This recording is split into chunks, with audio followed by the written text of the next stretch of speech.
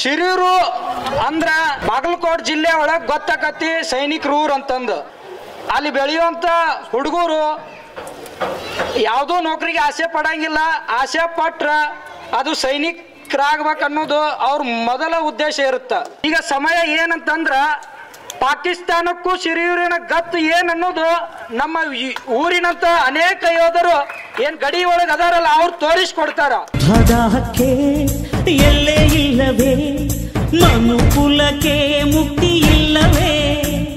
ಒಂದೇ ಒಂದೇ ಮೂರಿನ ಆರಾಧ್ಯ ದೈವ ಶ್ರೀ ಸಿದ್ಧಲಿಂಗೇಶ್ವರನನ್ನು ಎನ್ನ ಮನದಲ್ಲಿ ಸ್ಮರಿಸುತ್ತಾ, ತಮಗೆಲ್ಲರಿಗೂ ತಿಳಿದಿರುವಂತೆ ಭಾರತ ಮತ್ತು ಪಾಕಿಸ್ತಾನದ ನಡುವೆ ಯುದ್ಧ ಆರಂಭವಾಗಿದೆ.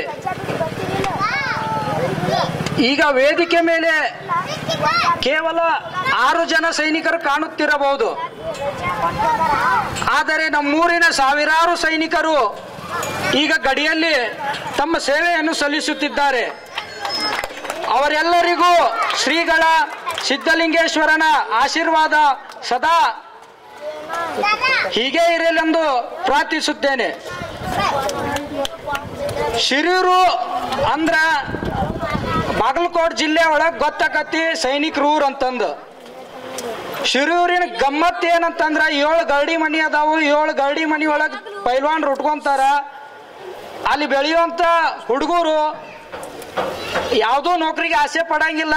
ಆಸೆ ಪಟ್ರ ಅದು ಸೈನಿಕರಾಗಬೇಕು ಅನ್ನೋದು ಅವ್ರ ಮೊದಲ ಉದ್ದೇಶ ಇರುತ್ತೆ. ಯಾಕಂದ್ರೆ ಅದು ಶಿರೂರ ಮಣ್ಣಿನೊಳಗಿರುವಂತ ಒಂದು ಗುಣ. ಏನಿದು ಕೇವಲ ಬಾಗಲಕೋಟೆ ಜಿಲ್ಲೆಯವ್ರಿಗೆ ಗೊತ್ತು ಶಿರೂರಿನ ತಾಕತ್ ಏನನ್ನೋದು. ಈಗ ಸಮಯ ಏನಂತಂದ್ರ ಪಾಕಿಸ್ತಾನಕ್ಕೂ ಶಿರೂರಿನ ಗತ್ತು ಏನನ್ನೋದು ನಮ್ಮ ಊರಿನಂತ ಅನೇಕ ಯೋಧರು ಏನ್ ಗಡಿ ಒಳಗೆ ಅದಾರಲ್ಲ ಅವ್ರು ತೋರಿಸ್ಕೊಡ್ತಾರ. ಭಾರತ ಮಾತೆ ಸೇವೆಗಾಗಿ ಊರಿನ ಕೀರ್ತಿಯನ್ನು ಹೆಚ್ಚಿಸೋಕ್ಕೋಸ್ಕರ ನಾವು 6 ಜನ ಅಲ್ಲ, ಊರಿನಿಂದ ಎಷ್ಟೇ ಜನ ಸೈನಿಕರಿದ್ರು ನಾವೆಲ್ಲರೂ ಪ್ರಾಣವನ್ನ ಲೆಕ್ಕಿಸದೆ ನಮ್ಮ ಪ್ರಾಣವನ್ನು ಕೊಟ್ಟಾದ್ರೂ ನಾವು ಭಾರತಕ್ಕೋಸ್ಕರ ಹೋರಾಡ್ತೀವಿ ಅಂತ ನನ್ನ 2 ಮಾತುಗಳನ್ನ ಮುಗಿಸ್ತೇನೆ. ಸುಭಾಷ್ ಭಗತರ